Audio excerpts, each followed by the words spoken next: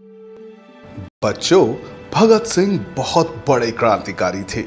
उन्होंने भारत को आजाद कराने के लिए हंसते हंसते अपने प्राणों का बलिदान दिया। कहते हैं कि बचपन से ही भगत सिंह क्रांतिकारी स्वभाव के थे। वो बच्चों से कहते थे कि बड़े होकर अंग्रेजों को मार भगाएंगे और भारत को आजाद कराएंगे। नन्हे भगत सिंह बचपन में बंदूक की खेती किया करते थे। जी हां, बंदूक की खेती। आज हम इससे जुड़ा एक मजेदार किस्सा आपको बताने जा रहे हैं कि आखिर क्या हुआ था जो भगत सिंह बचपन में ही बंदूक की खेती करने लगे। असल में भगत सिंह महान क्रांतिकारी सरदार अजीत सिंह के भतीजे थे। अजीत सिंह ने 1907 में अंग्रेजों के काले कानूनों के खिलाफ पंजाब में पगड़ी संभाल जट्टा आंदोलन किया था। एक दिन अजीत सिंह घर के आंगन में बैठे थे, तभी नन्हे भगत सिंह खेलते खेलते उनके पास पहुंचे। उनके हाथ में अजीत सिंह की पिस्तौल लग गई। नन्हे भगत सिंह ने अपने चाचा से पूछा कि ये क्या है। चाचा अजीत सिंह ने बताया कि ये पिस्तौल है। नन्हे भगत सिंह ने कौतूहल से पूछा कि इससे क्या होता है। चाचा अजीत सिंह ने बताया कि इससे अंग्रेज भगाए जाते हैं और पिस्तौल को देखकर अंग्रेज दुम दबाकर भाग जाता है। यह बात भगत सिंह के दिमाग में घर कर गई। कुछ दिनों बाद नन्हे भगत सिंह अपने चाचा के साथ खेत में आए हुए थे। उनके चाचा अजीत सिंह खेत में एक आम का पेड़ लगा रहे थे। तब भगत सिंह ने पूछा, चाचा आप ये क्या कर रहे हैं? तो भगत सिंह के चाचा ने बताया कि मैं आम का पेड़ लगा रहा हूं। जमीन में आम की गुठली बोने से आम का पौधा निकलेगा, फिर वो पौधा बड़ा होकर पेड़ बन जाएगा और फिर बहुत सारे आम लगेंगे। ये सुनकर भगत सिंह भागते हुए घर में आए और उन्होंने दराज में रखी चाचा की बंदूक निकाल ली और वापस खेत में पहुंचे। उन्होंने खेत में गड्ढा खोदना शुरू किया। ये देखकर उनके चाचा अजीत सिंह अचरज में पड़ गए। उन्होंने भगत सिंह से पूछा कि वो क्या कर रहा है। इस पर भगत सिंह ने दृढ़ता से जवाब दिया, मैं बंदूक की फसल उगा रहा हूं।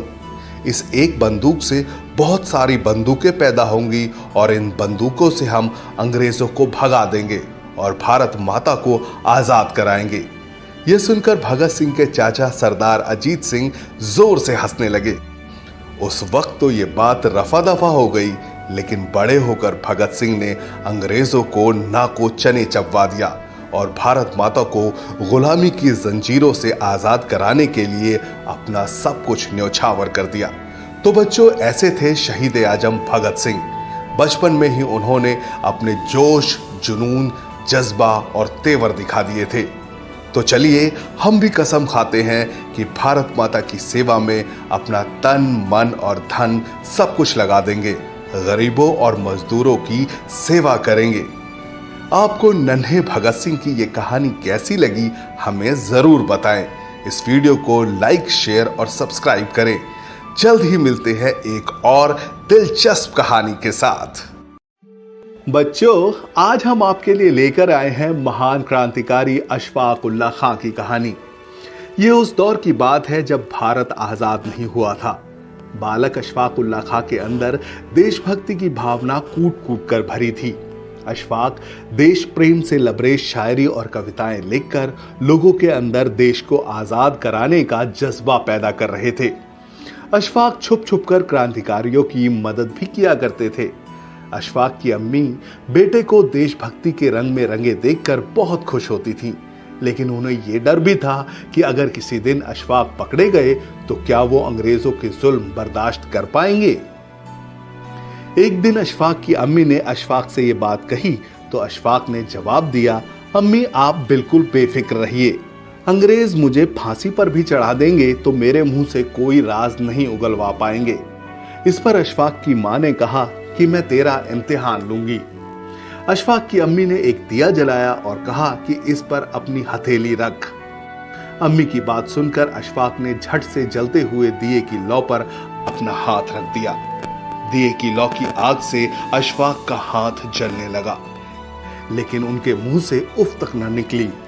अशफाक की अम्मी अपने लाडले की हथेली जलते देख रोने लगी, लेकिन अशफाक ने अपना हाथ नहीं हटाया।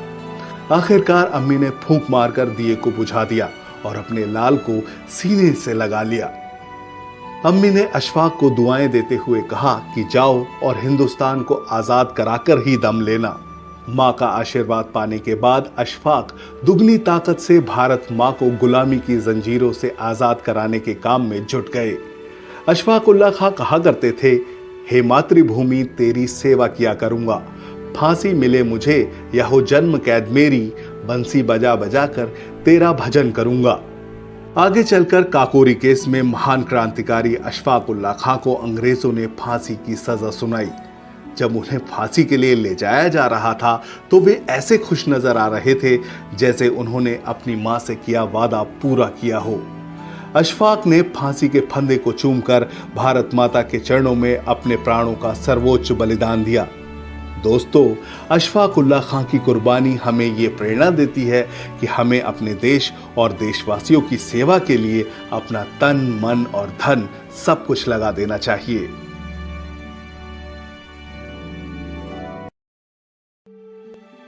बच्चों, आज हम आपके लिए लेकर आए हैं एक और महान क्रांतिकारी चंद्रशेखर आजाद की कहानी। चंद्रशेखर आजाद इतने बड़े क्रांतिकारी थे कि उन्होंने अपने खून से भारत मां का तिलक किया और भारत को आजाद कराने के लिए अपने प्राणों की आहुति दी। इलाहाबाद के अल्फ्रेड पार्क में जब अंग्रेजों से उनकी मुठभेड़ हुई तो उन्होंने दर्जनों अंग्रेज सैनिकों का अकेले सामना किया। वो करीब आधे घंटे तक गोलियों की बौछारों के सामने डटे रहे और अंग्रेजों को मुंह तोड़ जवाब दिया। जब वो घायल हो गए तो उन्होंने कहा कि जीते जी अंग्रेज मुझे कभी नहीं पकड़ पाएंगे। हम आजाद थे, आजाद हैं और आजाद रहेंगे। इसके बाद उन्होंने खुद को गोली मारकर भारत माता के चरणों में अपनी जिंदगी कुर्बान कर दी। ऐसे थे महान क्रांतिकारी चंद्रशेखर आजाद। उन्होंने बचपन में ही भारत माता को गुलामी की जंजीरों से आजाद कराने का संकल्प लिया था। बहुत कम लोग जानते हैं कि उनका असली नाम चंद्रशेखर तिवारी था। उनका नाम चंद्रशेखर आजाद कैसे पड़ा, इसके पीछे एक दिलचस्प किस्सा है। साल 1920 में महात्मा गांधी ने असहयोग आंदोलन छेड़ा। देश प्रेम की भावना से लबरेज चंद्रशेखर आजाद इसमें कूद पड़े। धरने प्रदर्शन के दौरान अंग्रेजों ने उन्हें गिरफ्तार कर लिया। जब उन्हें अंग्रेज जज के सामने पेश किया गया तो उन्होंने जज के होश उड़ा दिए। जब जज ने उनसे उनका नाम पूछा तो उन्होंने अपना नाम आजाद बताया। जज ने उनके पिता का नाम पूछा तो उन्होंने कहा स्वतंत्रता। जज गुस्से से लाल हो गया। उसने चंद्रशेखर से उनकी मां का नाम पूछा। उन्होंने कहा भारत माता। फिर अपने घर का पता उन्होंने जेल बताया। इस बात से जज इतना नाराज हुआ कि उसने चंद्रशेखर को कोड़े मारने की सजा सुनाई। जब चंद्रशेखर को कोड़े मारे जा रहे थे तो लोग डर रहे थे, लेकिन उन्होंने उफ तक नहीं की। उन्होंने हर कोड़े पर भारत माता की जय का नारा लगाया। कोड़े मारने के बाद सजा भुगतने के एवज में उन्हें 3 आने दिए गए तो उन्होंने वो 3 आने जेलर के मुंह पर मार दिए। इस घटना को देखने वाले लोगों ने उन्हें आजाद आजाद कहना शुरू किया। हर कोई उन्हें चंद्रशेखर आजाद कहकर पुकारने लगा। आज भी कोई जब चंद्रशेखर आजाद का नाम लेता है तो हमारे जहन में मूंछों पर ताव देते हुए एक बहादुर और निर्भीक क्रांतिकारी की तस्वीर उभरती है। सच में चंद्रशेखर आजाद जैसे आजाद जिए वैसे ही वो आजाद रहते हुए अमर हो गए। भारत माता के इस वीर सपूत को शत शत नमन।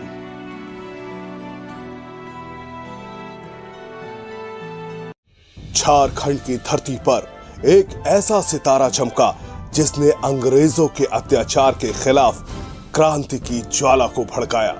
वो शख्स कोई और नहीं था बल्कि बिरसा मुंडा थे। एक आदिवासी योद्धा, एक समाज सुधारक और एक ऐसा क्रांतिकारी जिनके नाम से अंग्रेजों की नींदें उड़ जाती थी, जिन्होंने नारा दिया ऊल गुलान। ऊल गुलान मतलब महाविद्रोह। बिरसा मुंडा का जन्म 15 नवंबर 1875 को झारखंड के उलिहातू गांव में हुआ था। बचपन से ही बिरसा ने अपने समाज में फैली कुरीतियों और अंग्रेजों के अत्याचार को देखा। अंग्रेज अपनी कुटिल नीति से आदिवासियों को उनके जल, जंगल, जमीन और प्राकृतिक संसाधनों से बेदखल कर रहे थे। 19वीं शताब्दी के अंत में अंग्रेजों की लागू की गई जमींदारी प्रथा और राजस्व व्यवस्था के खिलाफ बिरसा मुंडा ने जंग छेड़ दी। यह कोई आम विद्रोह नहीं था, यह आदिवासी अस्मिता, स्वायत्तता और संस्कृति को बचाने के लिए महायुद्ध था। पिछले सभी विद्रोहों से सीखते हुए बिरसा मुंडा ने सभी आदिवासियों को संगठित किया और अंग्रेजों के खिलाफ उलगुलान का ऐलान किया। इस दौरान बिरसा मुंडा का ध्यान मुंडा समुदाय की गरीबी की ओर गया। आदिवासियों का जीवन बदहाली और अभावों से भरा हुआ था और इस स्थिति का फायदा मिशनरी उठाते थे। मिशनरी आदिवासियों को ईसाईयत का पाठ पढ़ाते थे। बिरसा मुंडा वैष्णव धर्म की ओर मुड़ गए और आदिवासियों को धर्म एवं संस्कृति से जुड़े रहने के लिए कहते थे और साथ ही मिशनरियों के कुचक्र से बचने की सलाह भी देते थे। धीरे धीरे लोग बिरसा मुंडा की कही बातों पर विश्वास करने लगे और मिशनरियों की बातों को नकारने लगे। इससे बिरसा मुंडा इतने मशहूर हो गए कि लोग उन्हें धरती आबा कहकर पुकारने लगे। अपनी गतिविधियों की वजह से आदिवासी पुनरुत्थान के नायक बिरसा मुंडा अंग्रेजों के साथ साथ अब मिशनरियों की आंखों में भी खटकने लगे थे। अंग्रेजों और मिशनरियों को अपने मकसद में बिरसा मुंडा सबसे बड़े बाधक लगने लगे। आखिरकार 3 फरवरी 1900 को अंग्रेजों ने षड्यंत्र कर बिरसा मुंडा को चक्रधरपुर के जाम को पाए जंगल में गिरफ्तार कर लिया। अंग्रेजों के पास बिरसा मुंडा के खिलाफ कोई सबूत नहीं था। अंग्रेज बिरसा मुंडा के खिलाफ कोई बड़ा केस नहीं बना पाए। ऐसे में उनके जल्द ही छूटने की उम्मीद थी। इस बीच 9 जून 1900 की सुबह उन्हें अचानक उल्टियां होने लगी और वो अचेत होकर जेल में ही गिर पड़े। डॉक्टर ने उनकी नाड़ी देखी तो पता चला कि उनका निधन हो गया था। इतिहासकार मानते हैं कि उन्हें जहर दिया गया था। बिरसा मुंडा की शहादत ने आदिवासियों को एक नई दिशा दी। उनका संघर्ष आज भी प्रेरणा का स्रोत है। बिरसा मुंडा का नाम हमेशा इतिहास के सुनहरे पन्नों में चमकता रहेगा। वो एक सच्चे देशभक्त थे, एक वीर सपूत थे और एक आदिवासी आंदोलन के प्रणेता थे। बिरसा मुंडा हमेशा अमर रहेंगे। जब जब आदिवासी विद्रोह की बात होगी, धरती आबा का नाम पहली पंक्ति में लिया जाएगा।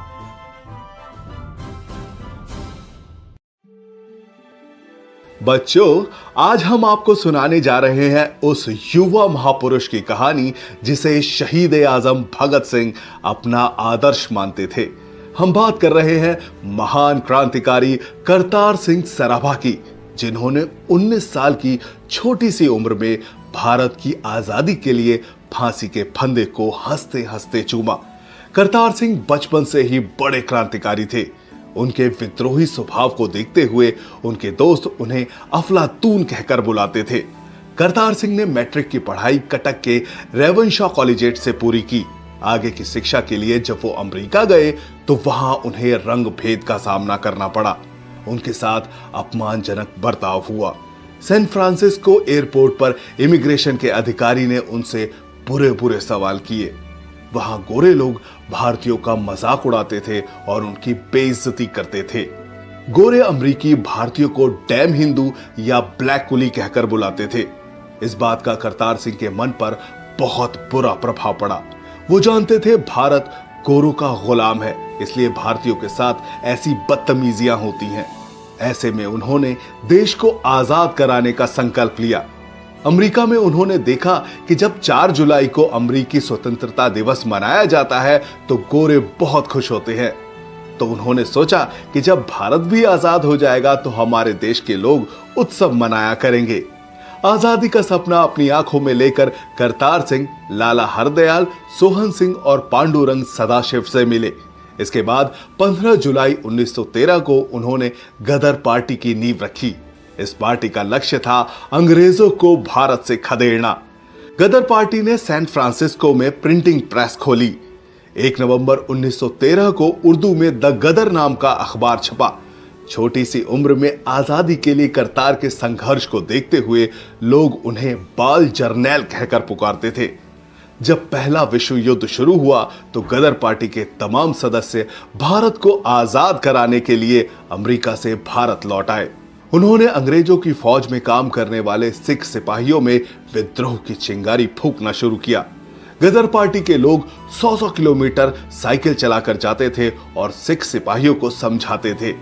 गदर पार्टी फिरोजपुर कैंट में मियां मीर को बंदी बनाने के बाद विद्रोह छेड़ने वाली थी। इस बात की खबर अंग्रेजों को लग गई। अंग्रेजों ने गदर पार्टी के सदस्यों को गिरफ्तार करना शुरू कर दिया। हालांकि करतार सिंह बच निकले और पेशावर चले गए, पर ज्यादा दिन तक वो आजादी की लड़ाई से दूर नहीं रह सके।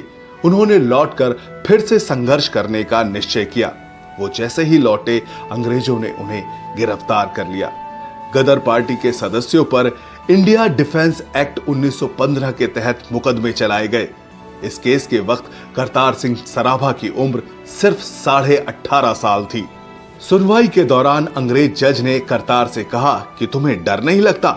इस पर करतार सिंह सराभा ने जवाब दिया, आप मुझे मृत्युदंड देंगे और क्या, मेरे गुनाहों के लिए अगर मृत्युदंड या उम्र कैद में से मुझे किसी एक को चुनना पड़ा तो मैं फांसी चुनूंगा, ताकि फिर से एक बार जन्म ले सकूं और हिंदुस्तान की आजादी की लड़ाई को फिर से लड़ सकूं। जब तक भारत आजाद नहीं होता मैं बार बार जन्म लूंगा और फांसी पर झूलता रहूंगा। अगर मैं औरत के रूप में पैदा हुआ तो मैं अपने बच्चों को क्रांतिकारी बनाऊंगा। यह सुनकर अंग्रेज जज सन्न रह गया। उसने करतार सिंह सराभा को फांसी का ऐलान किया। 19 साल की छोटी सी उम्र में करतार सिंह सराभा ने भारत को आजाद कराने के लिए अपने प्राणों का सर्वोच्च बलिदान दिया। करतार सिंह तो चले गए, लेकिन उनकी कुर्बानी से भगत सिंह जैसे शहीद आजम का जन्म हुआ। भारत के असंख्य नौजवान करतार सिंह के बलिदान से प्रेरणा लेकर आजादी की लड़ाई में कूद पड़े। उनकी कुर्बानी की महक आज भी भारत की हवा में खुशबू बनकर उड़ रही है। हम करतार सिंह सराभा के चरणों में पुष्पांजलि अर्पित करते हैं और उन्हें क्रांतिकारी सलाम पेश करते हैं।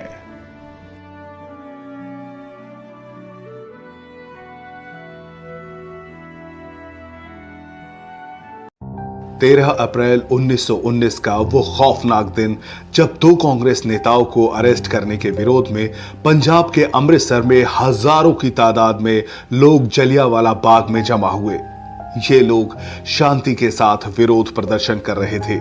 तभी अंग्रेज जनरल रेजिनाल्ड डायर वहां पहुंचता है और अंग्रेज सैनिकों को निहत्थे मासूम लोगों पर फायरिंग का आदेश देता है। इसके बाद बंदूक की गोलियों के बीच पुरुषों, महिलाओं और बच्चों की चीखों से पूरा जलियांवाला बाग गूंजने लगता है। अंग्रेजों की बंदूकें तब तक आग उगलती रहीं जब तक कि वहां मौजूद एक भी शख्स जिंदा रहा। जनरल डायर ने जलियांवाला बाग को शमशान बना दिया।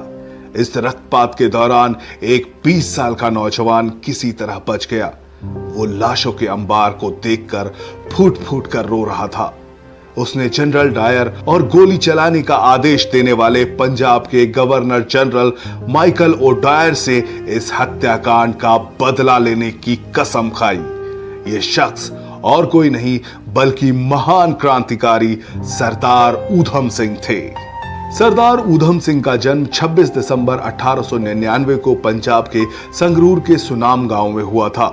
उनके पिता सरदार तेहाल सिंह रेलवे में चौकीदार थे। ऊधम सिंह का बचपन का नाम शेर सिंह था। जब ऊधम सिंह 7 साल के थे तो उनकी माता और पिता दोनों ने दुनिया को अलविदा कह दिया। इसके बाद उन्हें अमृतसर के सेंट्रल खालसा अनाथालय भेज दिया गया। इसी अनाथालय में शेर सिंह को ऊधम सिंह का नाम दिया गया। ऊधम सिंह शहीद भगत सिंह को अपना गुरु मानते थे। जब ऊधम सिंह बड़े हुए तो उन्होंने सभी धर्मों के लोगों में एकता बनाने के लिए अपना नाम बदलकर राम मोहम्मद सिंह आजाद रख लिया। साल 1918 में ऊधम सिंह ने मैट्रिक की परीक्षा पास की और 1919 में उन्होंने अनाथालय को अलविदा कह दिया और आजादी के आंदोलन में कूद पड़े। ऊधम सिंह के कानों में दिन रात जलियांवाला बाग में शहीद हुए लोगों की चीखें गूंजती रहती थीं। ऐसे में उन्होंने अपने साथियों के साथ चंदा इकट्ठा किया और अंग्रेजों से बदला लेने के लिए लंदन चले गए। लंदन पहुंचने पर पता चला कि जनरल रेजिनाल्ड डायर की ब्रेन हैमरेज से मौत हो गई। अब उन्होंने दूसरे हत्यारे जनरल माइकल ओड्वायर को मारने की योजना बनाई। 6 साल तक वो जनरल ड्रायर को मारने का मौका तलाशते रहे। आखिरकार 13 मार्च 1940 को उन्हें वो मौका मिल ही गया। 13 तारीख को रॉयल सेंट्रल एशियन सोसाइटी की लंदन के कॉक्सटन हॉल में एक बैठक थी। वहां जनरल माइकल ओड्वायर को भी आना था। ऊधम सिंह ने अपनी बंदूक को एक मोटी सी किताब में छुपाया और वहां पहुंच गए। उन्होंने मौका पाते ही जनरल ओड्वायर पर फायरिंग की। 2 गोलियां लगने से जनरल ओड्वायर वहीं ढेर हो गया। ऊधम सिंह गिरफ्तार कर लिए गए। लंदन की अदालत में उनके ऊपर जनरल डायर की हत्या करने का मुकदमा चला। 4 जून 1940 को ऊधम सिंह को जनरल माइकल ओड्वायर की हत्या का दोषी माना गया। उन्हें 31 जुलाई 1940 को पेंटन विलेज जेल में फांसी दे दी गई और ऊधम सिंह सदा के लिए अमर हो गए। हद तो तब हो गई जब जालिम अंग्रेजों ने ऊधम सिंह की अंतिम रस्मों को भी वहां पूरा नहीं होने दिया। आजादी के बाद साल 1974 में ब्रिटेन ने उनके अवशेष भारत को सौंपे और भारत में विधिवत उनका अंतिम संस्कार किया गया। भारत का इतिहास अंग्रेजों के घर में घुसकर एक जालिम को उसके किए की सजा देने वाले सरदार ऊधम सिंह को हमेशा याद रखेगा। हम सरदार ऊधम सिंह को कोटि कोटि नमन करते हैं और उन्हें क्रांतिकारी सलाम पेश करते हैं।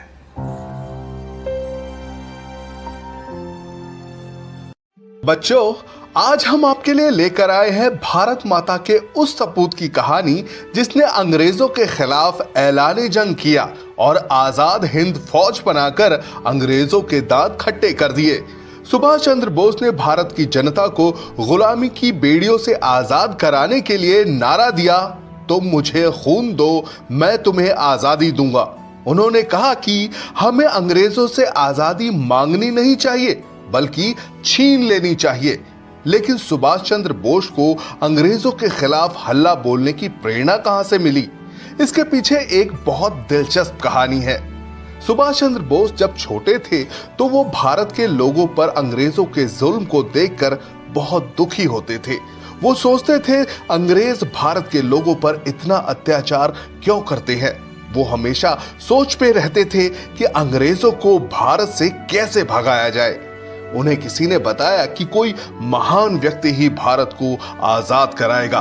उन्होंने अपने दोस्तों से पूछा कि महान बनने के लिए क्या करना होगा, तो उन्होंने कहा कि कठोर तप करना पड़ता है, जमीन पर सोना पड़ता है, कई दिन भूखे रहना पड़ता है और दुख और यातनाएं झेलना पड़ता है। ये बात सुनकर जब वो घर पहुंचे तो रात को बिस्तर पर सोने के बजाय जमीन पर लेट गए। जब उनके पिता ने उन्हें जमीन पर लेटे देखा तो उनसे पूछा कि वो ऐसा क्यों कर रहे हैं, तो उन्होंने पूरी बात बताई। इस पर उनके पिता ने कहा, बेटे, जमीन पर सोने से कोई महान नहीं बनता। महान बनने के लिए खूब पढ़ाई लिखाई करनी पड़ती है और समाज की सेवा करनी पड़ती है। हमें अंग्रेजों की तरह शिक्षित होना पड़ेगा, तभी हम अंग्रेजों का मुकाबला कर पाएंगे। ये बात नन्हे सुभाष चंद्र बोस के दिल में बैठ गई। इसके बाद उन्होंने दिन रात जमकर पढ़ाई लिखाई करना शुरू किया। उन्होंने अंग्रेजों की तरह सभी विषयों पर महारत हासिल करने का संकल्प लिया। इसका नतीजा यह हुआ कि जब वो बड़े हुए तो उन्होंने इंग्लैंड जाकर पढ़ाई की और अंग्रेजों की इंडियन सिविल सर्विसेज की सबसे कठिन परीक्षा को पास किया। ये परीक्षा पास करने के बाद कोई भी अंग्रेज अफसर बन जाता है। जब उन्हें अफसर बनने का मौका मिला तो उन्होंने अंग्रेजों की गुलामी की नौकरी करने से इनकार कर दिया और नौकरी को लात मारकर भारत चले आए। भारत आकर वो स्वतंत्रता सेनानी देशबंधु चित्तरंजन दास और रविंद्रनाथ टैगोर से प्रेरणा लेकर आजादी के संघर्ष में कूद पड़े। उन्होंने महात्मा गांधी से मुलाकात की और असहयोग आंदोलन में हिस्सा लिया। इसके बाद उन्होंने जवाहरलाल नेहरू के साथ मिलकर इंडिपेंडेंस लीग की शुरुआत की। बाद में गांधी जी से मतभेद होने की वजह से उन्होंने फॉरवर्ड ब्लॉक नामक पार्टी बनाई। एक बार अंग्रेजों ने सुभाष चंद्र बोस को नजरबंद कर लिया तो उन्होंने एक पठान मोहम्मद जियाउद्दीन का वेश धरकर अंग्रेजों को चकमा दिया और भाग निकले। इसके बाद उन्होंने जर्मनी में हिटलर से मुलाकात की और भारत को आजाद कराने की अपनी योजना बताई। बाद में उन्होंने आजाद हिंद फौज बनाकर अंग्रेजों पर हमला किया। वो कामयाब होकर भारत को आजाद करा पाते उससे पहले ही 18 अगस्त 1945 को ताइवान में एक हवाई दुर्घटना में सुभाष चंद्र बोस वीर गति को प्राप्त हुए। सुभाष चंद्र बोस वाकई भारत माता के सच्चे सपूत थे। उनके कुर्बानी हमें देश और देश की गरीब जनता की सेवा के लिए अपना सब कुछ न्योछावर करने की प्रेरणा देती है। भारत माता के ऐसे सपूत सुभाष चंद्र बोस को हमारा शत शत नमन।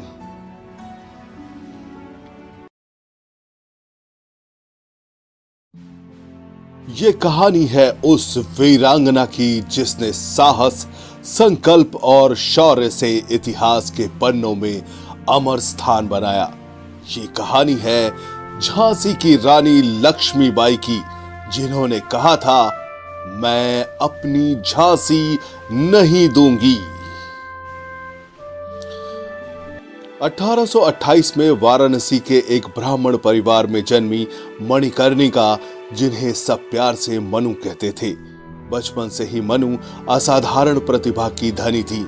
जब बाकी लड़कियां गुड़ियों से खेलती थी, मनु घुड़सवारी और तलवारबाजी में महारत हासिल कर रही थी। उनके पिता मोरोपंत तांबे एक बुद्धिमान व्यक्ति थे और उन्होंने मनु को पढ़ने लिखने के साथ साथ शस्त्र कला भी सिखाई। उनके अंदर बचपन से ही एक योद्धा की झलक थी। 14 साल की उम्र में मणिकर्णिका का विवाह झांसी के राजा गंगाधर राव के साथ हुआ। विवाह के बाद उन्हें लक्ष्मीबाई का नाम दिया गया।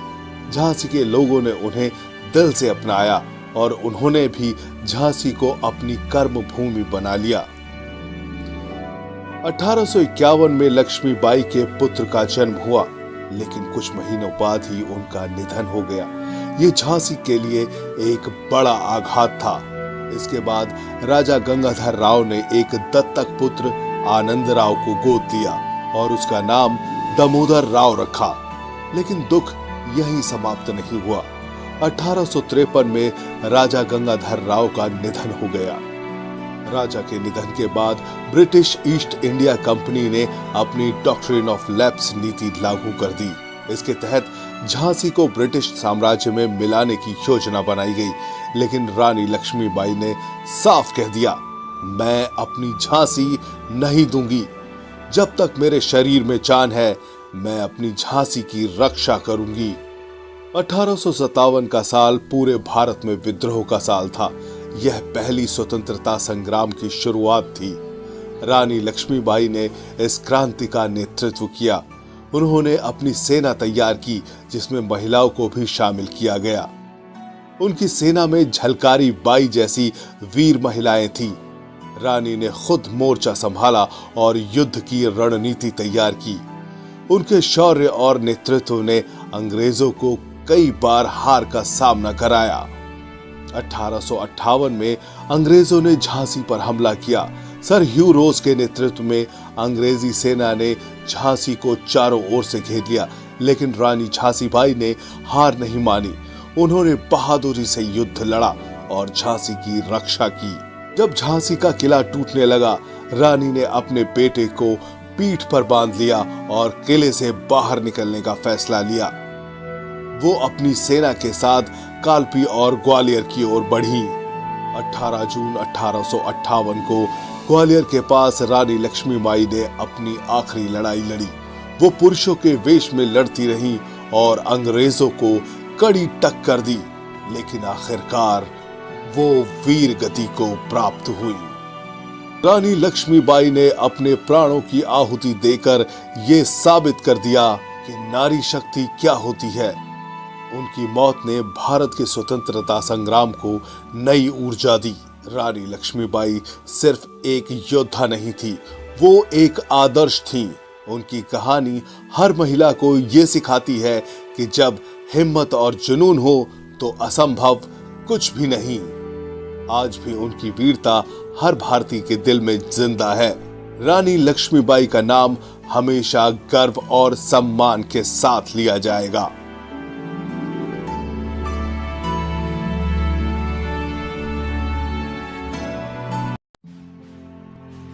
साल 1906 में बंगाल के मिदनापुर में एक मेले में एक 15 साल का लड़का अंग्रेजों के खिलाफ पर्चा बांट रहा था। वंदे मातरम नाम से बांटे जाने वाले इस पर्चे को स्वतंत्रता सेनानी सत्येंद्र नाथ बोस ने लिखा था। पर्चा बांटते वक्त लड़के को अंग्रेजों के जासूस रामचरण सेन ने देख लिया। उसने इसकी सूचना एक सिपाही को दे दी। सिपाही ने उस लड़के को पकड़ लिया। लड़के ने अंग्रेज सिपाही के मुंह पर जोर का मुक्का मारा और भाग गया। ये लड़का कोई और नहीं बल्कि युवा क्रांतिकारी खुदीराम बोस थे। जी हां, वही खुदीराम बोस जिन्हें 18 साल की छोटी सी उम्र में मुजफ्फरपुर षड्यंत्र केस में अंग्रेजों ने फांसी दी। खुदीराम बोस के क्रांतिकारी जीवन की कहानी आपके रोंगटे खड़े कर देगी। खुदीराम का जन्म 3 दिसंबर 1989 को बंगाल के मिदनापुर के हबीबपुर में हुआ था। बचपन में ही माता पिता का निधन होने के चलते उनकी बड़ी बहन ने उनका लालन पालन किया। साल 1905 में बंगाल का विभाजन होने के बाद खुदीराम बोस आजादी के आंदोलन में कूद पड़े। सत्येंद्र बोस खुदीराम बोस के क्रांतिकारी गुरु थे। खुदीराम बोस छात्र जीवन में ही जलसे और जुलूसों में जाने लगे थे और अंग्रेजी हुकूमत के खिलाफ नारे लगाने लगे थे। 9वीं क्लास के बाद उन्होंने पढ़ाई छोड़ दी और जंगे आजादी में कूद पड़े। उस दौर में एक जालिम अंग्रेज जज हुआ करता था, डगलस किंग्सफोर्ड, जो भारतीय क्रांतिकारियों को भयानक सजाएं देता था। 15 साल की उम्र में उसने खुदीराम बोस को 15 कोड़े मारने की सजा दी थी। किंग्सफोर्ड से परेशान भारतीय क्रांतिकारियों ने एकजुट होकर उसकी हत्या का प्लान बनाया और उसकी जिम्मेदारी खुदीराम बोस और प्रफुल्ल चंद्र चाकी को दी गई। इसकी सूचना मिलने पर डर के मारे किंग्सफोर्ड ने अपना ट्रांसफर बंगाल से बिहार करा लिया। ऐसे में दोनों क्रांतिकारी बिहार के मुजफ्फरपुर जिले पहुंचे और मौका देखकर उन्होंने किंग्सफोर्ड की बग्घी पर बम फेंक दिया। मगर अफसोस, बग्घी में किंग्सफोर्ड नहीं था। इस हमले में दूसरे अंग्रेज अधिकारी की पत्नी की मौत हो गई। इसके बाद पुलिस इन दोनों के पीछे पड़ गई। वैली रेलवे स्टेशन पर पुलिस ने खुदीराम बोस को गिरफ्तार कर लिया, जबकि मोकामा रेलवे स्टेशन पर खुद को पुलिस से घिरा पाकर प्रफुल्ल चंद्र चाकी ने अपने आप को गोली मार ली और शहीद हो गए। खुदीराम पर अंग्रेजों की अदालत में केस चला। जज कॉर्नडॉफ ने खुदीराम से पूछा, तुम बम बनाना जानते हो? उन्होंने कहा, मेरे वकील ने कहा है कि मैं अभी कम उम्र हूं, मैं बम नहीं बना सकता हूं। जज साहब, आप मेरे साथ चलो, मैं आपको भी बम बनाना सिखा दूंगा। यह सुनकर जज कॉर्नडॉफ हिल गया और उसने फांसी की सजा का ऐलान कर दिया। 11 अगस्त 1908 को खुदीराम बोस को मुजफ्फरपुर जेल में फांसी की सजा दी गई। जब खुदीराम को फांसी की सजा दी गई तो उनकी उम्र 18 साल 8 महीने और 8 दिन थी। खुदीराम की शहादत से पूरा देश दर्द से कर रहा उठा। तमाम जगहों पर विरोध प्रदर्शन हुए और लोगों ने शोक मनाया। खुदीराम की शहादत आज भी हमारे दिल में देशभक्ति की भावना भर देती है। उनके बलिदान को हम कोटि कोटि नमन करते हैं। आने वाली पुश्तें हमेशा खुदीराम बोस की शहादत की ऋणी रहेंगी।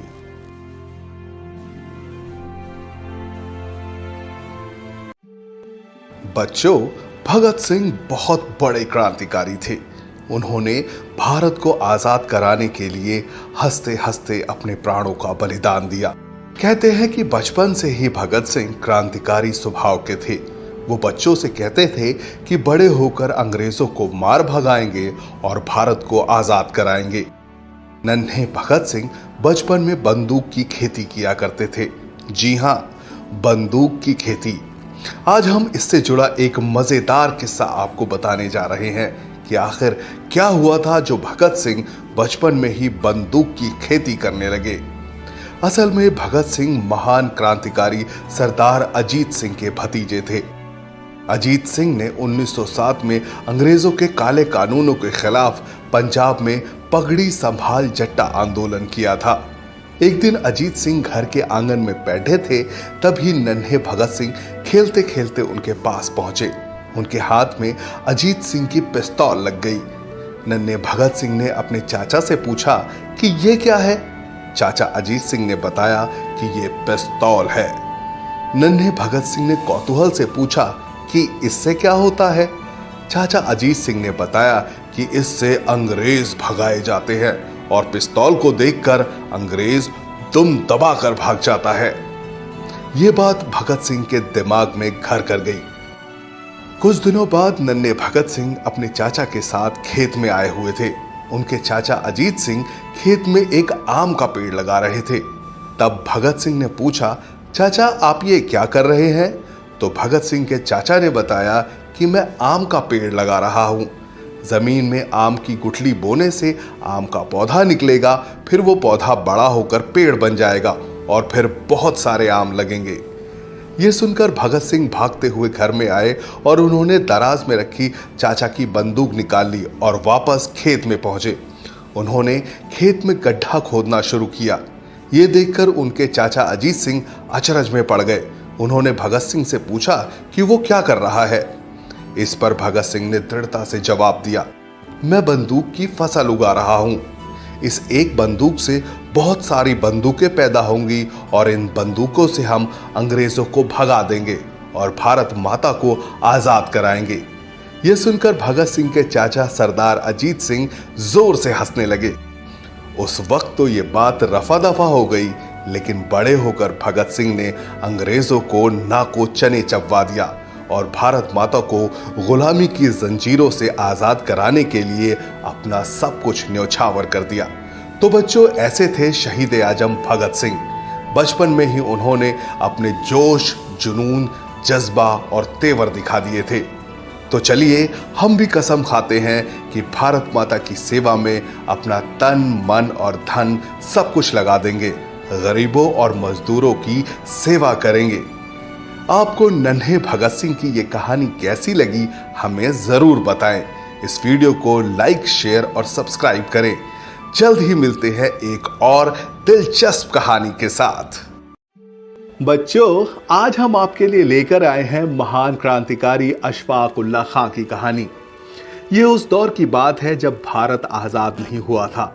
बालक अशफाक उल्लाह खां के अंदर देशभक्ति की भावना कूट कूट कर भरी थी।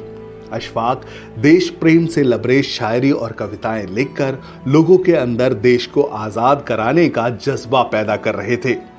अशफाक छुप छुप कर क्रांतिकारियों की मदद भी किया करते थे। अशफाक की अम्मी बेटे को देशभक्ति के रंग में रंगे देखकर बहुत खुश होती थी, लेकिन उन्हें यह डर भी था कि अगर किसी दिन अशफाक पकड़े गए तो क्या वो अंग्रेजों के जुल्म बर्दाश्त कर पाएंगे। एक दिन अशफाक की अम्मी ने अशफाक से ये बात कही तो अशफाक ने जवाब दिया, अम्मी आप बिल्कुल बेफिक्र रहिए, अंग्रेज मुझे फांसी पर भी चढ़ा देंगे तो मेरे मुंह से कोई राज नहीं उगलवा पाएंगे। इस पर अशफाक की मां ने कहा कि मैं तेरा इम्तिहान लूंगी। अशफाक की अम्मी ने एक दिया जलाया और कहा कि इस पर अपनी हथेली रख। अम्मी की बात सुनकर अशफाक ने झट से जलते हुए दिए की लौ पर अपना हाथ रख दिया। दिए की लौ की आग से अशफाक का हाथ जलने लगा, लेकिन उनके मुंह से उफ तक न निकली। अशफाक की अम्मी अपने लाडले की हथेली जलते देख रोने लगी, लेकिन अशफाक ने अपना हाथ नहीं हटाया। आखिरकार अम्मी ने फूंक मारकर दिए को बुझा दिया और अपने लाल को सीने से लगा लिया। अम्मी ने अशफाक को दुआएं देते हुए कहा कि जाओ और हिंदुस्तान को आजाद कराकर ही दम लेना। मां का आशीर्वाद पाने के बाद अशफाक दुगनी ताकत से भारत मां को गुलामी की जंजीरों से आजाद कराने के काम में जुट गए। अशफाक उल्लाह खां कहा करते थे, हे मातृभूमि तेरी सेवा किया करूंगा, फांसी मिले मुझे या हो जन्म कैद मेरी, बंसी बजा बजा कर तेरा भजन करूंगा। आगे चलकर काकोरी केस में महान क्रांतिकारी अशफाक उल्लाह खां को अंग्रेजों ने फांसी की सजा सुनाई। जब उन्हें फांसी के लिए ले जाया जा रहा था तो वे ऐसे खुश नजर आ रहे थे जैसे उन्होंने अपनी मां से किया वादा पूरा किया हो। अशफाक ने फांसी के फंदे को चूमकर भारत माता के चरणों में अपने प्राणों का सर्वोच्च बलिदान दिया। दोस्तों, अशफाक उल्लाह खां की कुर्बानी हमें ये प्रेरणा देती है कि हमें अपने देश और देशवासियों की सेवा के लिए अपना तन, मन और धन सब कुछ लगा देना चाहिए।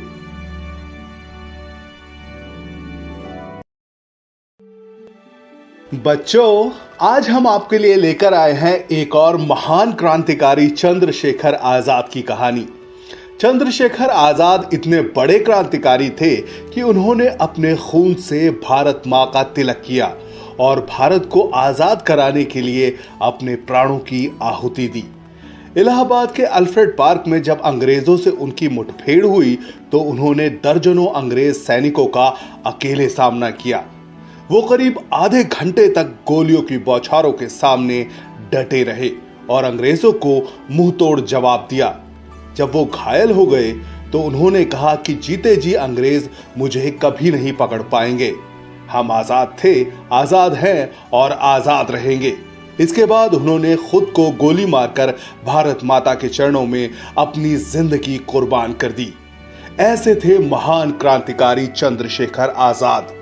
उन्होंने बचपन में ही भारत माता को गुलामी की जंजीरों से आजाद कराने का संकल्प लिया था। बहुत कम लोग जानते हैं कि उनका असली नाम चंद्रशेखर तिवारी था। उनका नाम चंद्रशेखर आजाद कैसे पड़ा, इसके पीछे एक दिलचस्प किस्सा है। साल 1920 में महात्मा गांधी ने असहयोग आंदोलन छेड़ा। देश प्रेम की भावना से लबरेज चंद्रशेखर आजाद इसमें कूद पड़े।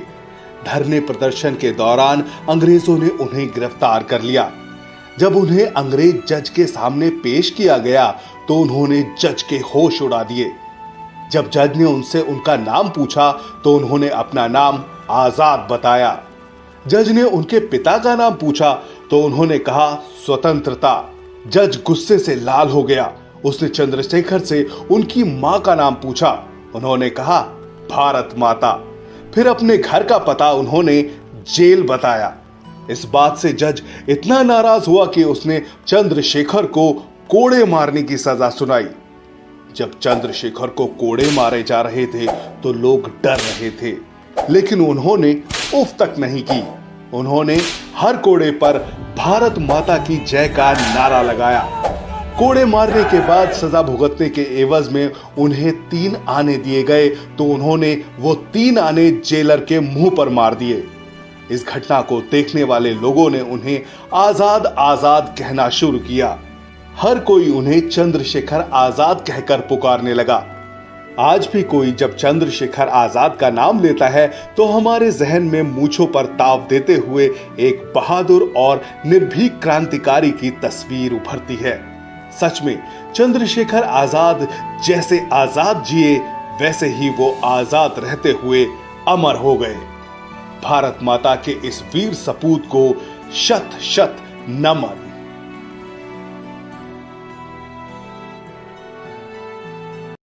झारखंड की धरती पर एक ऐसा सितारा चमका जिसने अंग्रेजों के अत्याचार के खिलाफ क्रांति की ज्वाला को भड़काया। वो शख्स कोई और नहीं था बल्कि बिरसा मुंडा थे।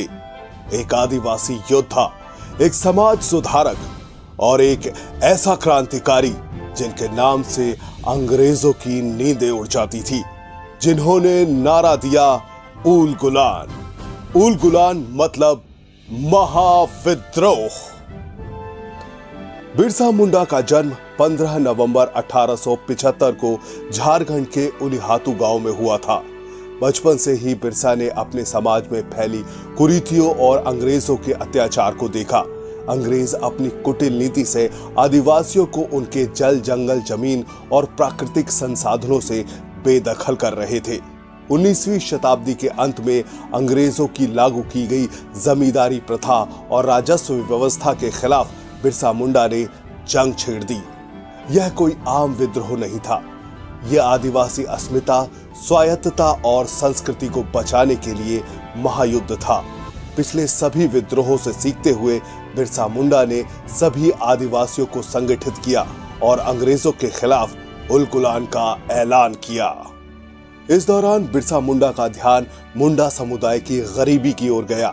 आदिवासियों का जीवन बदहाली और अभावों से भरा हुआ था और इस स्थिति का फायदा मिशनरी उठाते थे। मिशनरी आदिवासियों को ईसाईयत का पाठ पढ़ाते थे। बिरसा मुंडा वैष्णव धर्म की ओर मुड़ गए और आदिवासियों को धर्म एवं संस्कृति से जुड़े रहने के लिए कहते थे और साथ ही मिशनरियों के कुचक्र से बचने की सलाह भी देते थे। धीरे धीरे लोग बिरसा मुंडा की कही बातों पर विश्वास करने लगे और मिशनरियों की बातों को नकारने लगे। इससे बिरसा मुंडा इतने मशहूर हो गए कि लोग उन्हें धरती आबा कहकर पुकारने लगे। अपनी गतिविधियों की वजह से आदिवासी पुनरुत्थान के नायक बिरसा मुंडा अंग्रेजों के साथ साथ अब मिशनरियों की आंखों में भी खटकने लगे थे। अंग्रेजों और मिशनरियों को अपने मकसद में बिरसा मुंडा सबसे बड़े बाधक लगने लगे। आखिरकार 3 फरवरी 1900 को अंग्रेजों ने षड्यंत्र कर बिरसा मुंडा को चक्रधरपुर के जाम को पाए जंगल में गिरफ्तार कर लिया। अंग्रेजों के पास बिरसा मुंडा के खिलाफ कोई सबूत नहीं था।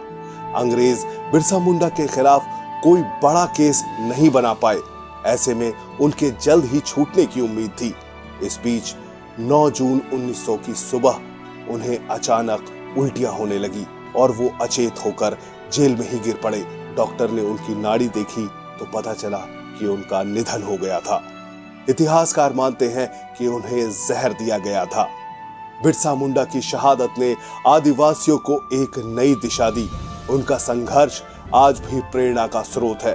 बिरसा मुंडा का नाम हमेशा इतिहास के सुनहरे पन्नों में चमकता रहेगा। वो एक सच्चे देशभक्त थे, एक वीर सपूत थे और एक आदिवासी आंदोलन के प्रणेता थे। बिरसा मुंडा हमेशा अमर रहेंगे। जब जब आदिवासी विद्रोह की बात होगी, धरती आबा का नाम पहली पंक्ति में लिया जाएगा।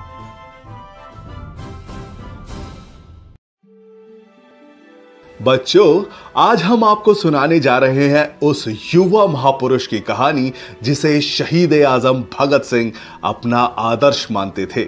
हम बात कर रहे हैं महान क्रांतिकारी करतार सिंह सराभा की, जिन्होंने 19 साल की छोटी सी उम्र में भारत की आजादी के लिए फांसी के फंदे को हंसते हंसते चूमा। करतार सिंह बचपन से ही बड़े क्रांतिकारी थे। उनके विद्रोही स्वभाव को देखते हुए उनके दोस्त उन्हें अफलातून कहकर बुलाते थे। करतार सिंह ने मैट्रिक की पढ़ाई कटक के रेवनशॉ कॉलेजिएट से पूरी की। आगे की शिक्षा के लिए जब वो अमेरिका गए तो वहां उन्हें रंग भेद का सामना करना पड़ा। उनके साथ अपमानजनक बर्ताव हुआ। सैन फ्रांसिस्को एयरपोर्ट पर इमिग्रेशन के अधिकारी ने उनसे बुरे बुरे सवाल किए। वहां गोरे लोग भारतीयों का मजाक उड़ाते थे और उनकी बेइज्जती करते थे। गोरे अमरीकी भारतीयों को डैम हिंदू या ब्लैक कुली कहकर बुलाते थे। इस बात का करतार सिंह के मन पर बहुत बुरा प्रभाव पड़ा। वो जानते थे भारत गोरों का गुलाम है, इसलिए भारतीयों के साथ ऐसी बदतमीजियां होती हैं। ऐसे में उन्होंने देश को आजाद कराने का संकल्प लिया। अमेरिका में उन्होंने देखा कि जब 4 जुलाई को अमेरिकी स्वतंत्रता दिवस मनाया जाता है तो गोरे बहुत खुश होते हैं। तो उन्होंने सोचा कि जब भारत भी आजाद हो जाएगा तो हमारे देश के लोग उत्सव मनाया करेंगे। आजादी का सपना अपनी आंखों में लेकर करतार सिंह लाला हरदयाल, सोहन सिंह और पांडुरंग सदाशिव से मिले। इसके बाद 15 जुलाई 1913 को उन्होंने गदर पार्टी की नींव रखी। इस पार्टी का लक्ष्य था अंग्रेजों को भारत से खदेड़ना। गदर पार्टी ने सैन फ्रांसिस्को में प्रिंटिंग प्रेस खोली। 1 नवंबर 1913 को उर्दू में द गदर नाम का अखबार छपा। छोटी सी उम्र में आजादी के लिए करतार के संघर्ष को देखते हुए लोग उन्हें बाल जर्नैल कहकर पुकारते थे। जब पहला विश्व युद्ध शुरू हुआ तो गदर पार्टी के तमाम सदस्य भारत को आजाद कराने के लिए अमेरिका से भारत लौट आए। उन्होंने अंग्रेजों की फौज में काम करने वाले सिख सिपाहियों में विद्रोह की चिंगारी फूंकना शुरू किया। गदर पार्टी के लोग 100 किलोमीटर साइकिल चलाकर जाते थे और सिख सिपाहियों को समझाते थे। गदर पार्टी फिरोजपुर कैंट में मियां मीर को बंदी बनाने के बाद विद्रोह छेड़ने वाली थी। इस बात की खबर अंग्रेजों को लग गई। अंग्रेजों ने गदर पार्टी के सदस्यों को गिरफ्तार करना शुरू कर दिया। हालांकि करतार सिंह बच निकले और पेशावर चले गए, पर ज्यादा दिन तक वो आजादी की लड़ाई से दूर नहीं रह सके। उन्होंने लौटकर फिर से संघर्ष करने का निश्चय किया। वो जैसे ही लौटे, अंग्रेजों ने उन्हें गिरफ्तार कर लिया। गदर पार्टी के सदस्यों पर इंडिया डिफेंस एक्ट 1915 के तहत मुकदमे चलाए गए। इस केस के वक्त करतार सिंह सराभा की उम्र सिर्फ 18.5 साल थी। सुनवाई के दौरान अंग्रेज जज ने करतार से कहा कि तुम्हें डर नहीं लगता। इस पर करतार सिंह सराभा ने जवाब दिया, आप मुझे मृत्युदंड देंगे और क्या? मेरे गुनाहों के लिए अगर मृत्युदंड या उम्र कैद में से मुझे किसी एक को चुनना पड़ा तो मैं फांसी चुनूंगा, ताकि फिर से एक बार जन्म ले सकूं और हिंदुस्तान की आजादी की लड़ाई को फिर से लड़ सकूं। जब तक भारत आजाद नहीं होता, मैं बार बार जन्म लूंगा और फांसी पर झूलता रहूंगा। अगर मैं औरत के रूप में पैदा हुआ तो मैं अपने बच्चों को क्रांतिकारी बनाऊंगा। यह सुनकर अंग्रेज जज सन्न रह गया। उसने करतार सिंह सराभा को फांसी का ऐलान किया। 19 साल की छोटी सी उम्र में करतार सिंह सराभा ने भारत को आजाद कराने के लिए अपने प्राणों का सर्वोच्च बलिदान दिया। करतार सिंह तो चले गए, लेकिन उनकी कुर्बानी से भगत सिंह जैसे शहीद आजम का जन्म हुआ। भारत के असंख्य नौजवान करतार सिंह के बलिदान से प्रेरणा लेकर आजादी की लड़ाई में कूद पड़े। उनकी कुर्बानी की महक आज भी भारत की हवा में खुशबू बनकर उड़ रही है।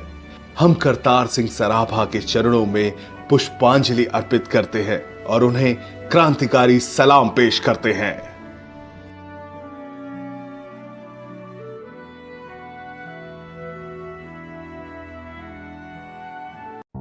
13 अप्रैल 1919 का वो खौफनाक दिन, जब 2 कांग्रेस नेताओं को अरेस्ट करने के विरोध में पंजाब के अमृतसर में हजारों की तादाद में लोग जलियांवाला बाग में जमा हुए।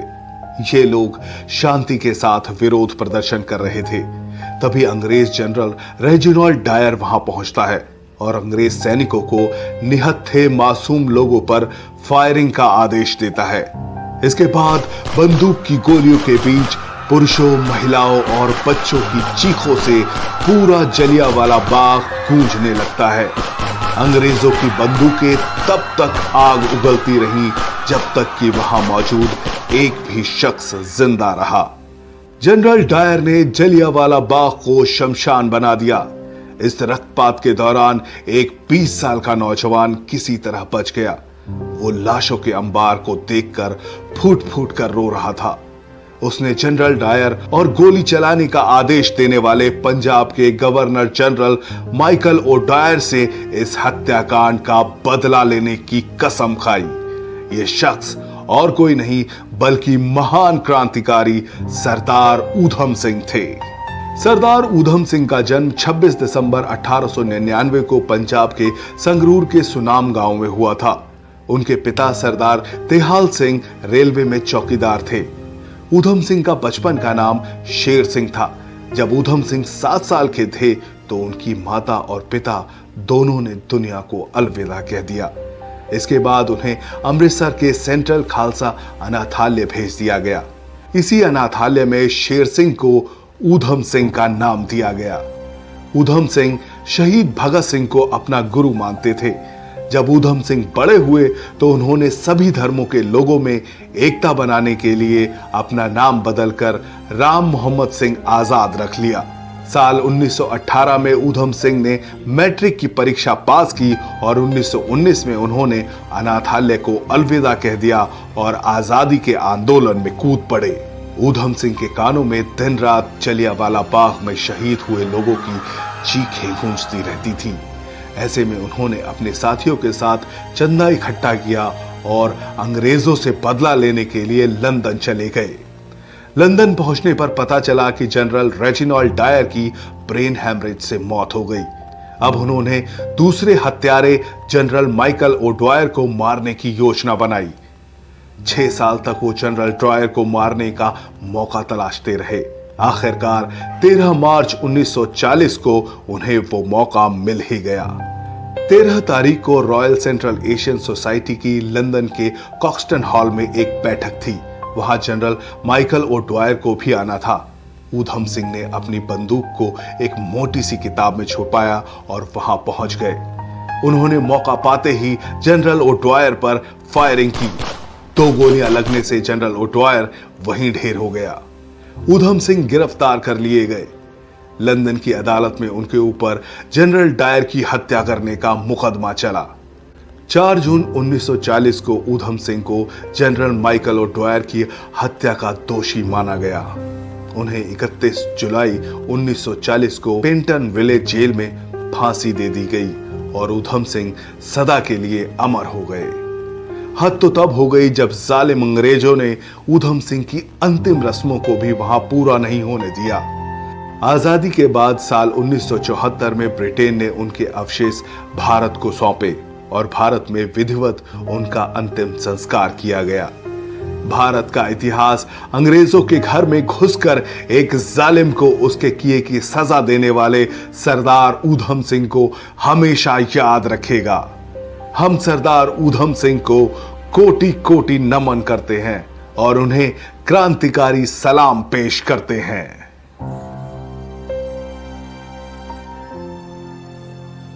बच्चों, आज हम आपके लिए लेकर आए हैं भारत माता के उस सपूत की कहानी जिसने अंग्रेजों के खिलाफ ऐलान जंग किया और आजाद हिंद फौज बनाकर अंग्रेजों के दांत खट्टे कर दिए। सुभाष चंद्र बोस ने भारत की जनता को गुलामी की बेड़ियों से आजाद कराने के लिए नारा दिया, तुम मुझे खून दो, मैं तुम्हें आजादी दूंगा। उन्होंने कहा कि हमें अंग्रेजों से आजादी मांगनी नहीं चाहिए बल्कि छीन लेनी चाहिए। लेकिन सुभाष चंद्र बोस को अंग्रेजों के खिलाफ हल्ला बोलने की प्रेरणा कहां से मिली? इसके पीछे एक बहुत दिलचस्प कहानी है। सुभाष चंद्र बोस जब छोटे थे तो वो भारत के लोगों पर अंग्रेजों के जुल्म को देखकर बहुत दुखी होते थे। वो सोचते थे अंग्रेज भारत के लोगों पर इतना अत्याचार क्यों करते हैं। वो हमेशा सोच में रहते थे कि अंग्रेजों को भारत से कैसे भगाया जाए। उन्हें किसी ने बताया कि कोई महान व्यक्ति ही भारत को आजाद कराएगा। उन्होंने अपने दोस्तों से पूछा कि महान बनने के लिए क्या करना होगा, तो उन्होंने कहा कि कठोर तप करना पड़ता है, जमीन पर सोना पड़ता है, कई दिन भूखे रहना पड़ता है और दुख और यातनाएं झेलना पड़ता है। ये बात सुनकर जब वो घर पहुंचे तो रात को बिस्तर पर सोने के बजाय जमीन पर लेट गए। जब उनके पिता ने उन्हें जमीन पर लेटे देखा तो उनसे पूछा कि वो ऐसा क्यों कर रहे हैं, तो उन्होंने पूरी बात बताई। इस पर उनके पिता ने कहा, बेटे, जमीन पर सोने से कोई महान नहीं बनता। महान बनने के लिए खूब पढ़ाई लिखाई करनी पड़ती है और समाज की सेवा करनी पड़ती है। हमें अंग्रेजों की तरह शिक्षित होना पड़ेगा, तभी हम अंग्रेजों का मुकाबला कर पाएंगे। ये बात नन्हे सुभाष चंद्र बोस के दिल में बैठ गई। इसके बाद उन्होंने दिन रात जमकर पढ़ाई लिखाई करना शुरू किया। उन्होंने अंग्रेजों की तरह सभी विषयों पर महारत हासिल करने का संकल्प लिया। इसका नतीजा ये हुआ कि जब वो बड़े हुए तो उन्होंने इंग्लैंड जाकर पढ़ाई की और अंग्रेजों की इंडियन सिविल सर्विसेज की सबसे कठिन परीक्षा को पास किया। ये परीक्षा पास करने के बाद कोई भी अंग्रेज अफसर बन जाता है। जब उन्हें अफसर बनने का मौका मिला तो उन्होंने अंग्रेजों की गुलामी की नौकरी करने से इनकार कर दिया और नौकरी को लात मारकर भारत चले आए। भारत आकर वो स्वतंत्रता सेनानी देशबंधु चित्तरंजन दास और रविंद्रनाथ टैगोर से प्रेरणा लेकर आजादी के संघर्ष में कूद पड़े। उन्होंने महात्मा गांधी से मुलाकात की और असहयोग आंदोलन में हिस्सा लिया। इसके बाद उन्होंने जवाहरलाल नेहरू के साथ मिलकर इंडिपेंडेंस लीग की शुरुआत की। बाद में गांधी जी से मतभेद होने की वजह से उन्होंने फॉरवर्ड ब्लॉक नामक पार्टी बनाई। एक बार अंग्रेजों ने सुभाष चंद्र बोस को नजरबंद कर लिया तो उन्होंने एक पठान मोहम्मद जियाउद्दीन का वेश धरकर अंग्रेजों को चकमा दिया और भाग निकले। इसके बाद उन्होंने जर्मनी में हिटलर से मुलाकात की और भारत को आजाद कराने की अपनी योजना बताई। बाद में उन्होंने आजाद हिंद फौज बनाकर अंग्रेजों पर हमला किया। वो कामयाब होकर भारत को आजाद करा पाते उससे पहले ही 18 अगस्त 1945 को ताइवान में एक हवाई दुर्घटना में सुभाष चंद्र बोस वीर गति को प्राप्त हुए। सुभाष चंद्र बोस वाकई भारत माता के सच्चे सपूत थे। उनके कुर्बानी हमें देश और देश की गरीब जनता की सेवा के लिए अपना सब कुछ न्योछावर करने की प्रेरणा देती है। भारत माता के ऐसे सपूत सुभाष चंद्र बोस को हमारा शत शत नमन।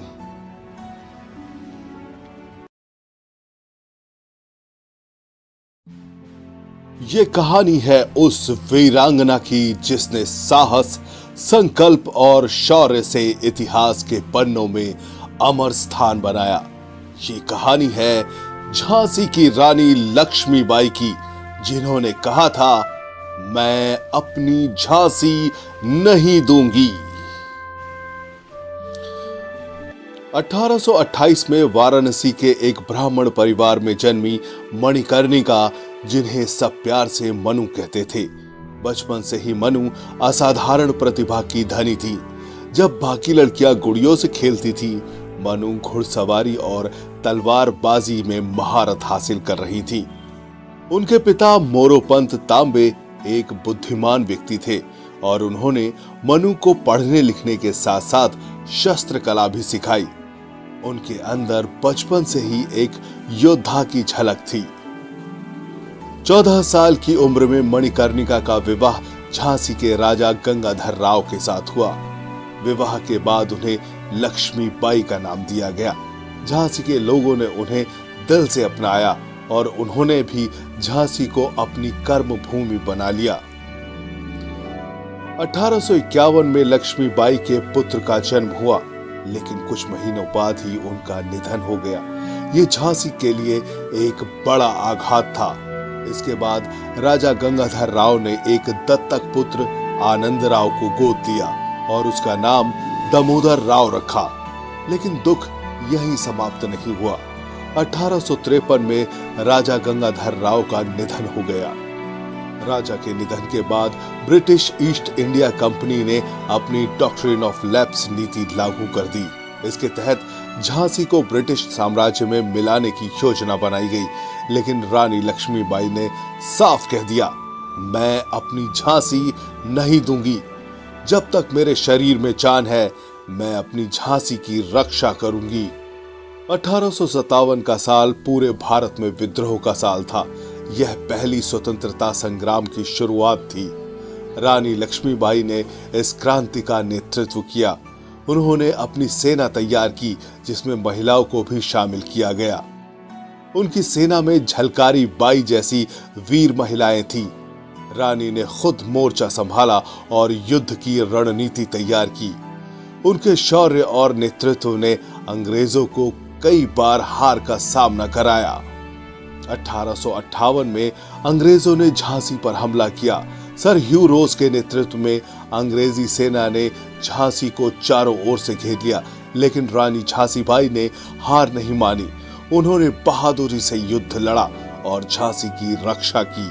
जब झांसी का किला टूटने लगा, रानी ने अपने बेटे को पीठ पर बांध लिया और किले से बाहर निकलने का फैसला लिया।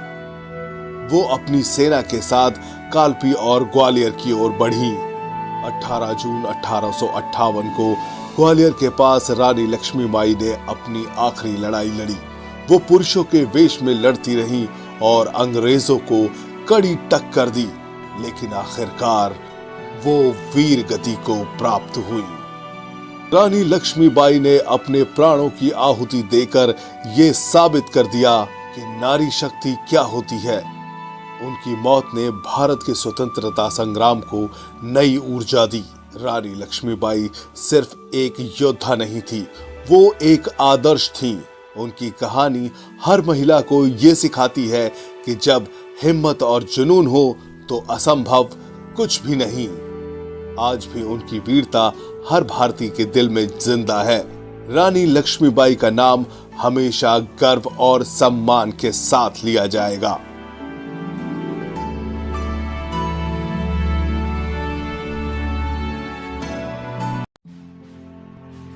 साल 1906 में बंगाल के मिदनापुर में एक मेले में एक 15 साल का लड़का अंग्रेजों के खिलाफ पर्चा बांट रहा था। वंदे मातरम नाम से बांटे जाने वाले इस पर्चे को स्वतंत्रता सेनानी सत्येंद्र नाथ बोस ने लिखा था। पर्चा बांटते वक्त लड़के को अंग्रेजों के जासूस रामचरण सेन ने देख लिया। उसने इसकी सूचना एक सिपाही को दे दी। सिपाही ने उस लड़के को पकड़ लिया। लड़के ने अंग्रेज सिपाही के मुंह पर जोर का मुक्का मारा और भाग गया। ये लड़का कोई और नहीं बल्कि युवा क्रांतिकारी खुदीराम बोस थे। जी हां, वही खुदीराम बोस जिन्हें 18 साल की छोटी सी उम्र में मुजफ्फरपुर षड्यंत्र केस में अंग्रेजों ने फांसी दी। खुदीराम बोस के क्रांतिकारी जीवन की कहानी आपके रोंगटे खड़े कर देगी। खुदीराम का जन्म 3 दिसंबर 1989 को बंगाल के मिदनापुर के हबीबपुर में हुआ था। बचपन में ही माता पिता का निधन होने के चलते उनकी बड़ी बहन ने उनका लालन पालन किया। साल 1905 में बंगाल का विभाजन होने के बाद खुदीराम बोस आजादी के आंदोलन में कूद पड़े। सत्येंद्र बोस खुदीराम बोस के क्रांतिकारी गुरु थे। खुदीराम बोस छात्र जीवन में ही जलसे और जुलूसों में जाने लगे थे और अंग्रेजी हुकूमत के खिलाफ नारे लगाने लगे थे। 9वीं क्लास के बाद उन्होंने पढ़ाई छोड़ दी और जंगे आजादी में कूद पड़े। उस दौर में एक जालिम अंग्रेज जज हुआ करता था, डगलस किंग्सफोर्ड, जो भारतीय क्रांतिकारियों को भयानक सजाएं देता था। 15 साल की उम्र में उसने खुदीराम बोस को 15 कोड़े मारने की सजा दी थी। किंग्सफोर्ड से परेशान भारतीय क्रांतिकारियों ने एकजुट होकर उसकी हत्या का प्लान बनाया और उसकी जिम्मेदारी खुदीराम बोस और प्रफुल्ल चंद्र चाकी को दी गई। इसकी सूचना मिलने पर डर के मारे किंग्सफोर्ड ने अपना ट्रांसफर बंगाल से बिहार करा लिया। ऐसे में दोनों क्रांतिकारी बिहार के मुजफ्फरपुर जिले पहुंचे और मौका देखकर उन्होंने किंग्सफोर्ड की बग्घी पर बम फेंक दिया। मगर अफसोस, बग्घी में किंग्सफोर्ड नहीं था। इस हमले में दूसरे अंग्रेज अधिकारी की पत्नी की मौत हो गई। इसके बाद पुलिस इन दोनों के पीछे पड़ गई। वैनी रेलवे स्टेशन पर पुलिस ने खुदीराम बोस को गिरफ्तार कर लिया, जबकि मोकामा रेलवे स्टेशन पर खुद को पुलिस से घिरा पाकर प्रफुल्ल चंद्र चाकी ने अपने आप को गोली मार ली और शहीद हो गए। खुदीराम पर अंग्रेजों की अदालत में केस चला। जज कॉर्नडॉफ ने खुदीराम से पूछा, तुम बम बनाना जानते हो? उन्होंने कहा, मेरे वकील ने कहा है कि मैं अभी कम उम्र हूं, मैं बम नहीं बना सकता हूं। जज साहब, आप मेरे साथ चलो, मैं आपको भी बम बनाना सिखा दूंगा। यह सुनकर जज कॉर्नडॉफ हिल गया और उसने फांसी की सजा का ऐलान कर दिया। 11 अगस्त 1908 को खुदीराम बोस को मुजफ्फरपुर जेल में फांसी की सजा दी गई। जब खुदीराम को फांसी की सजा दी गई तो उनकी उम्र 18 साल 8 महीने और 8 दिन थी। खुदीराम की शहादत से पूरा देश दर्द से कर रहा उठा। तमाम जगहों पर विरोध प्रदर्शन हुए और लोगों ने शोक मनाया। खुदीराम की शहादत आज भी हमारे दिल में देशभक्ति की भावना भर देती है। उनके बलिदान को हम कोटि कोटि नमन करते हैं। आने वाली पुश्तें हमेशा खुदीराम बोस की शहादत की ऋणी रहेंगी।